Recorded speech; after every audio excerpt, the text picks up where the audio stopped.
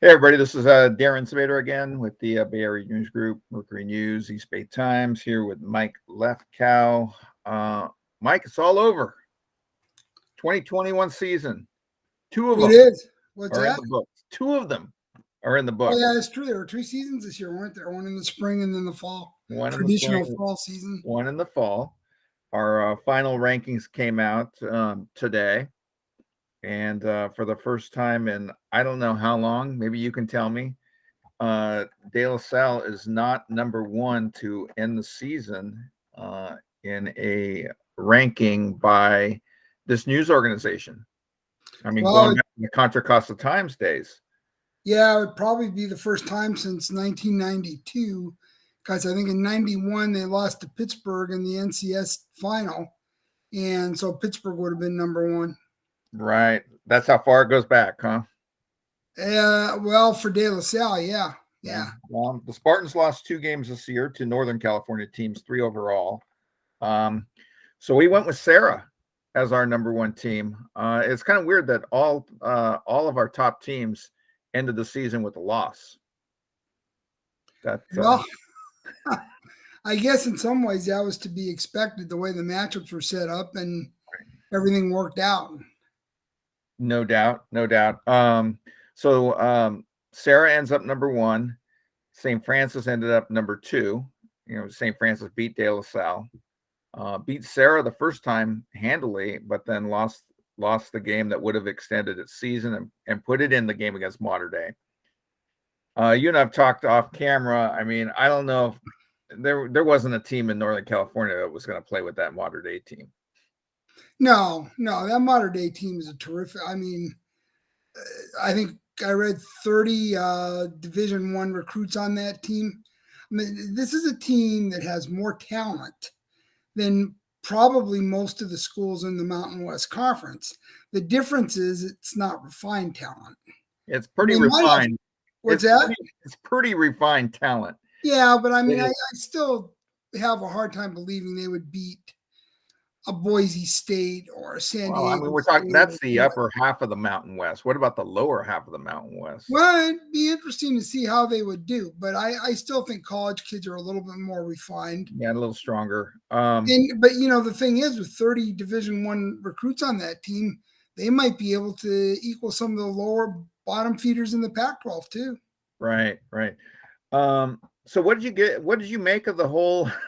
And we've talked about the Mater Dei situation the last couple of weeks, but I mean, what did you make of the whole scene as you read? I mean, I was there, and I was, I interviewed Patrick Walsh after the game and went over to the Serra locker room and interviewed a couple of guys over there. It was late, and then came back, and all the Southern California reporters were saying that that Mater Dei, that Bruce Rawlinson, the head coach under fire over there, the guy who's been there forever, an alum from way back, I believe in the 60s. He's now 72 years old. Did not talk to reporters after the game. A couple of guys did, but most of the team was off limits. What'd you make of the whole scene? I mean, I'm not going to hide it. I think it's time to make some major changes at a school like Mater Dei. One, I think if the school had any guts, they would go and say it's over for Rawlinson. He needs to go. And they would fire him. He would not return as the coach next year. And they would clear out some of the top administrators there. And they would maybe downsize that program for a couple of years. It's time. I mean, this is a program that's out of control. It's either time to do that or take that team out of CIF. I mean, that team has become an IMG. I mean, you could say that there are a number of Southern California teams, or at least a couple of them, that are, in that classification. The CIF doesn't allow its teams to play IMG, just as it doesn't allow its basketball teams to play prolific prep from Napa in basketball. So, but yet, their top teams are so far above the others that are really good teams. So what do you do with that situation? I mean, they're almost like club teams. Well, I'm not saying that they should turn Mater Dei into the next IMG or something of that nature. When I'm talking about a program being out of control, is just the stuff that's going on down Well, there. none of this stuff had come to light, and it was just a powerful program. Let's say nothing's happening at St. John Bosco. Powerful program, way above most of the competition, including all of the competition up here over the last 4 or 5 years. Now you got, Servite has elevated its game this year and beat Bosco. Centennial Corona public school played Mater Dei to what, a 5-point game or something like that. It was a single-digit game in the Southern Section playoffs. Those teams are really good. Now, I mean, does the CIF just sit back and say, okay, those teams are good, and still put the North team up against one of those teams at state, or are there changes that can be made? Well, let me ask this. Why can't some teams in Northern California, and I'm not saying a bunch, but why can't 2 to 4 teams in Northern California elevate their programs to that level? I mean, it's the same state. I realize that Is that what we not as want? populated. Is that what we want? Do we want transfers from down in Santa Monica, or do we, Anaheim or Pasadena? Do we want them transferring to De La Salle or to Serra or to St. Francis to make them superpowers? That's what the game has become. And I don't think, I know there's a lot of people who don't like it. I think that's what the game has become anyway. I mean, even when you look at how some of these schools are funded and what they do, I mean, I almost think that's become part of the game anyway. So why not just drop the hypocrisy? And if schools want to do this, whether they're private schools or public schools, hey, have at it. So you can make a super league in Northern California too, with a Serra, St. Francis, De La Salle, and maybe public schools like Pittsburgh or Folsom if they want to play on that level. And that's what you do. It would be a great league, no doubt about it. It would be, it probably wouldn't reach the level, at least right away, of the league down in Southern California, the Trinity League, but it would be pretty good, no doubt about it. I think other states do this too, don't they? I mean, doesn't Texas have teams like that? And what about Florida? Or I'm not sure what other states, but Texas and Florida would be 2 states that would come to mind. Well, I mean, the one problem that the one immediate problem in Northern California is these teams would have to play in another. Some of them would have to play in another section, or they wouldn't play in any sections at all. The teams down in Southern California are all under the Southern Section umbrella. The top teams up here are under 3 different sections. No, that is a difference. I don't know what you do. I mean, my feeling is that CIF officials are going to have to figure something out. That's their jobs. As far as I know, most of them are paid 6-figure salaries. It's about time that they figured something out that would make it more equitable, make it so it isn't like it was this year, where your championship game is not really a championship game. Well, when the point spread by the computer is nearly 50 points in your championship game, you got to look at yourself in the mirror and say, you know what, there's something wrong with this picture. We're all about competitive equity. We're all about this. We're all about that. And then your marquee game, the one that's the last game of the season, and I'll give Serra a lot of credit for putting up a fight. Serra wasn't going to back down, and we'll talk a little bit more about Serra here in a second. But, when the team down south is that much better than the teams up here, you've got a real problem. And but I don't know if it was just CIF has right now.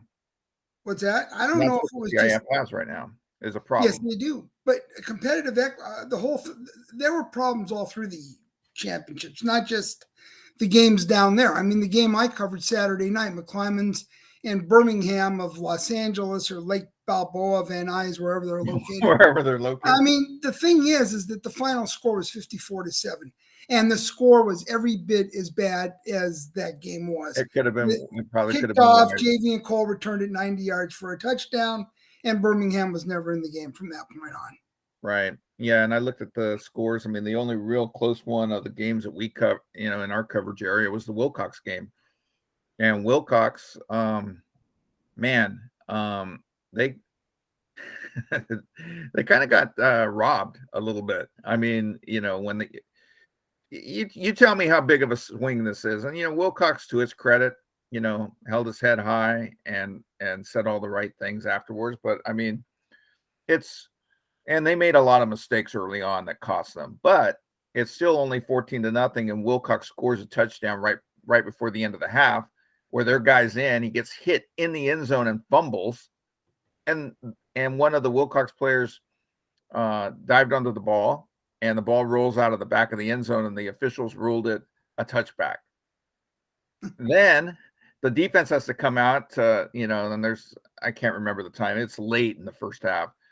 2 plays later, 78-yard bomb for a touchdown to go up 21-0.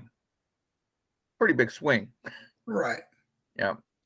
And then Wilcox comes all the way back and takes the lead.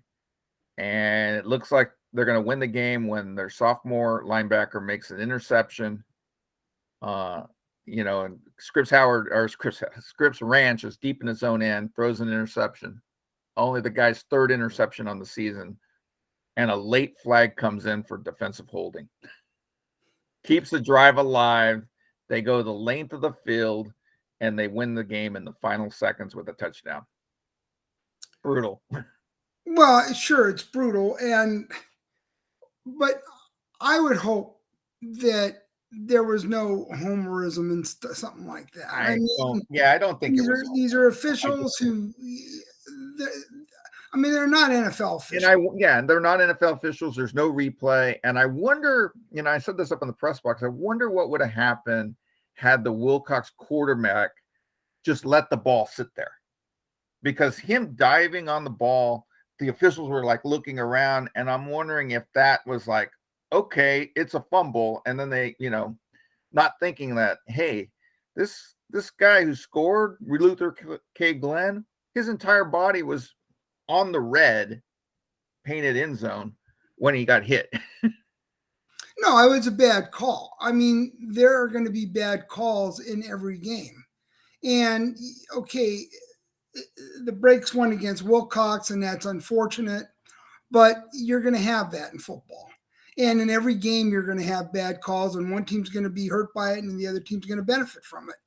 But I mean, that's something that doesn't bother me that much. I think the format for the whole state tournament has to change. But I've said also, it's time that all the sections play by the same rules. The Oakland section is incorporated by the North Coast section. San Francisco is incorporated by the Central Coast section. And so it becomes 8 sections in the state, and they all play by the same rules, including Southern section.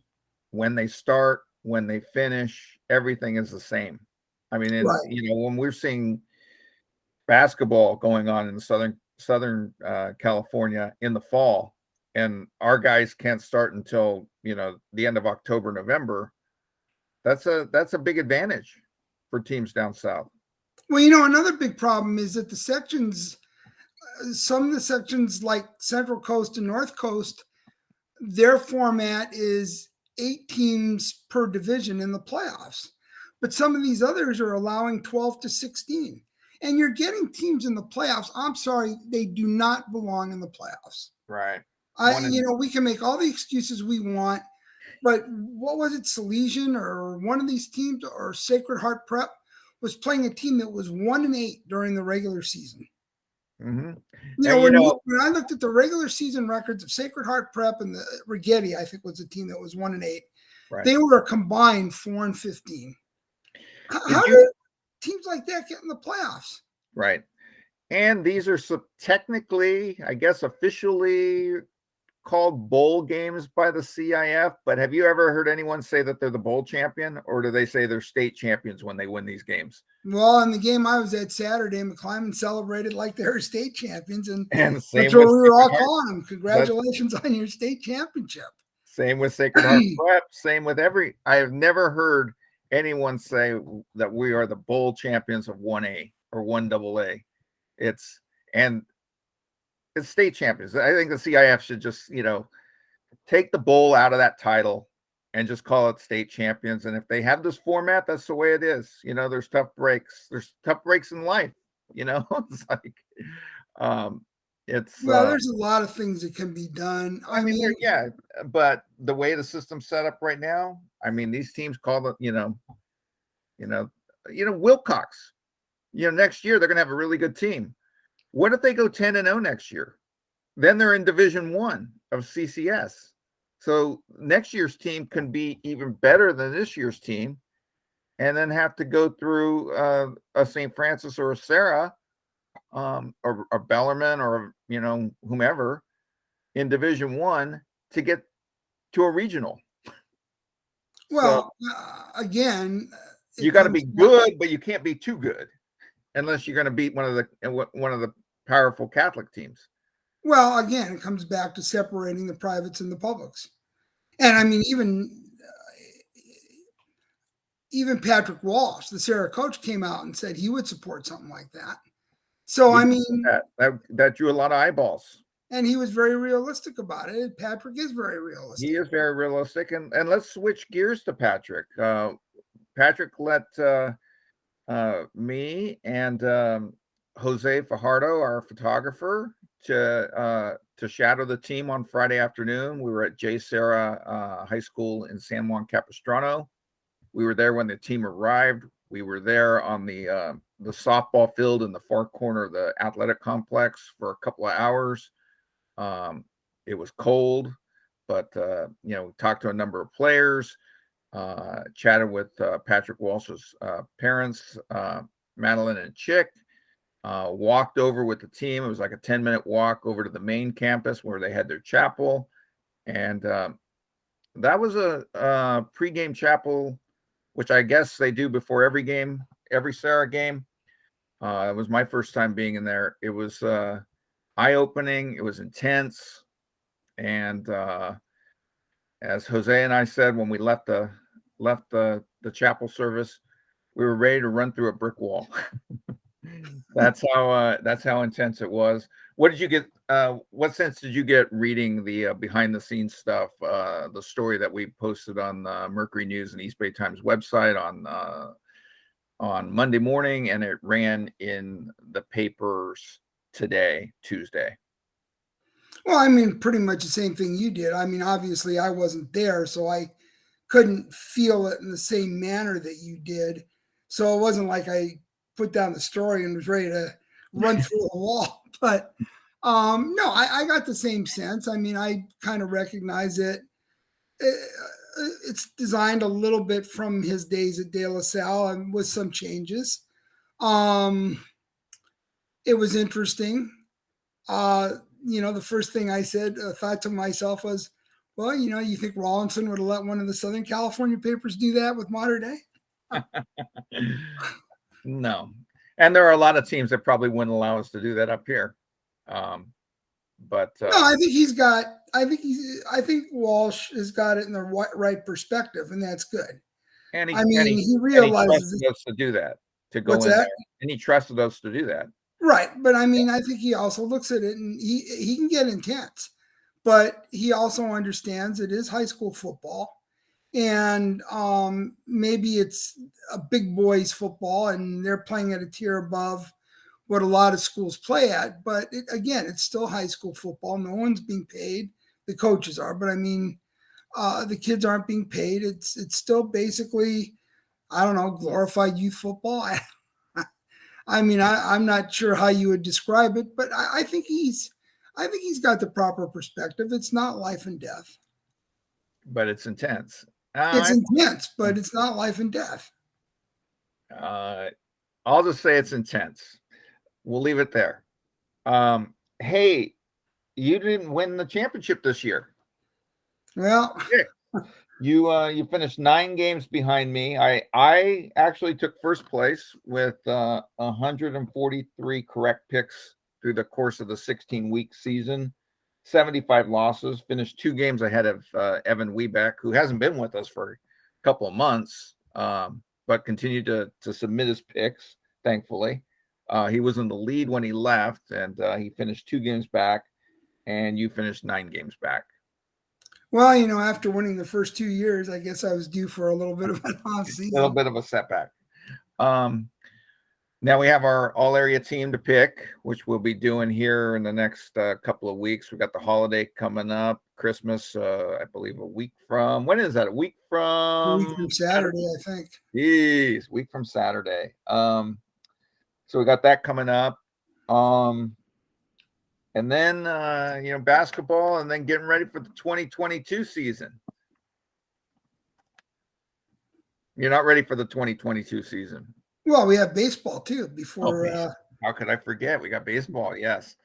When do you start thinking about 2022? And actually, speaking of baseball, one of the top prospects in the country is from Liberty High School in Brentwood. So there'll be some players to keep an eye on this year. And his name? And I knew you were going to ask me that. I can't remember what it is, but he is really considered a good player. I mean, he was ranked in Baseball America's top 50 or top 100 high school prospects. Well, anybody watching who wants to look it up, Liberty High in Brentwood, baseball prospect who will be a stud this spring. This spring. And and basketball, I mean, we're off and running. Campolindo. Is Campolindo ever going to lose? It's an amazing team, isn't it? I mean, they don't look like the most talented team, but boy, they play well. 24-game winning streak dating back to just before the pandemic. They were going to play for a state championship when the pandemic hit. Went 15-0 in the spring, and now off and running. I can't remember the record. 5-0, 6-0, but they're rolling. They just won the Gridley tournament. That's a tough tournament too. Boy. Beat De La Salle in the semifinals. Beat Reardon in the final. Very impressive. So we got that. I think somebody gets them this season, but they're a heck of a team. We got that coming up. Anything else you want to add? It was another great season. I actually thoroughly enjoyed this high school football season. I mean, there's a number of memories that I'll take from it. The games that I went to. I mean, who will ever forget, who was there the night that St. Francis beat De La Salle to end that what was it, 318 game unbeaten streak. The catch by Nicholas Andrighetto, very impressive. Was it Doherty was the quarterback, I believe, that night, and then he got hurt and was not heard from again, at least on the field. And Joshua Perry took over, and the Lancers kept winning until they ran into Serra the second time. Yeah. I'll never forget the interception, the pick six for Bellarmine when they were going to lose in the first round to Los Gatos, playing on Los Gatos' home field as the home team, get the interception, run it back 90 whatever yards to win that game. They're losing to Folsom. Incredible. So a lot of memories. What about you? Well, I mean, I think this season's going to be remembered for De La Salle losing to St. Francis and to Folsom. I mean, it had been a long time since they had lost to any teams up here in Northern California. And I think that's what a lot of people will take from this season. Finally, there were a couple of teams that figured out how to beat De La Salle. They were close games. I mean, they could have gone either way. But as it turned out, St. Francis and Folsom did beat them. And I think that a lot of people were glad to see De La Salle get knocked off by a couple of teams up here, because it kind of renewed the idea that football up here, it just made it where now they start seeing that teams up here can compete. So I think that'll help in the long run. And that's what I think this season's going to be remembered for. I mean, I'll remember the game I covered Saturday night, the McClymonds Birmingham game. I mean, Birmingham was so overmatched, but that McClymonds team is really good.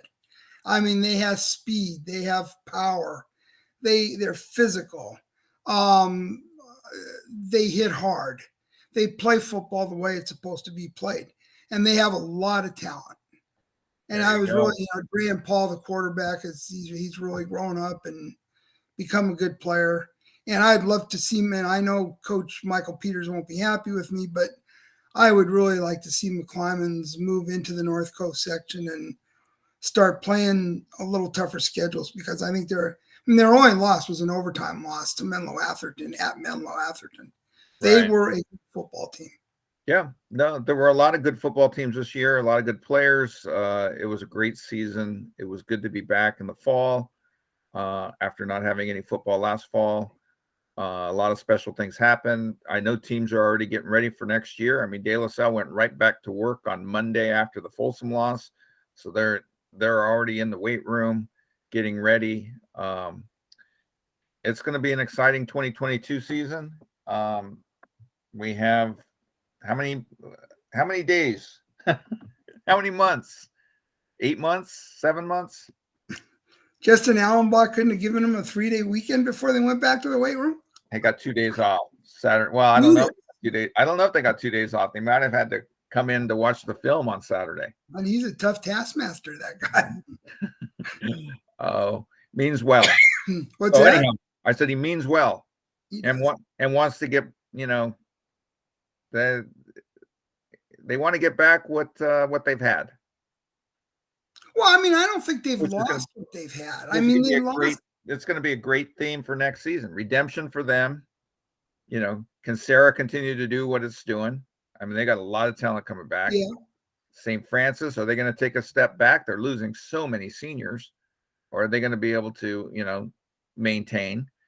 Bellarmine, can it get, bigger on the lines and more physical to win the games against the Serras and St. Francis's of the world? Wilcox, what it does year in and year out. Los Gatos, what it does year in and year out. Menlo Atherton. There's some good programs in the Bay Area. Oh yeah, no, in the East Bay, I mean, you got Pittsburgh has got all those juniors coming back. Right. Quarterback, 2 or 3 receivers, the running back, and they're going to be a loaded team. Clayton Valley will be good. Yeah, Clayton Valley was a fairly young back. team. It'll be year 2 of CJ Anderson in Monte Vista, San Ramon Valley. California's losing a lot, but will they be able? Heritage will be a much better team. They have almost everybody coming back. Right. Wow. I'm ready to start. Yeah, no, I mean, football is for me, it's the best of the seasons, but I'm looking forward to the baseball, the basketball, and the baseball seasons. Yeah. I'm a little bit more of a baseball guy than a basketball guy, so I'm looking forward to seeing what's out there this year. I like them both. Thanks for everything this year. Thanks for everything, all the help you gave, and have a happy holiday, Merry Christmas, New Year's, and I enjoyed doing the videos again. I got some pretty good feedback on it, so yeah, it was fun.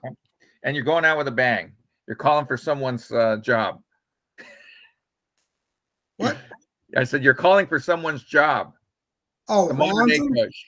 What's that? The Mater Dei coach. Well, I mean, he was a great coach, and he is a great coach, but I think that the time has come.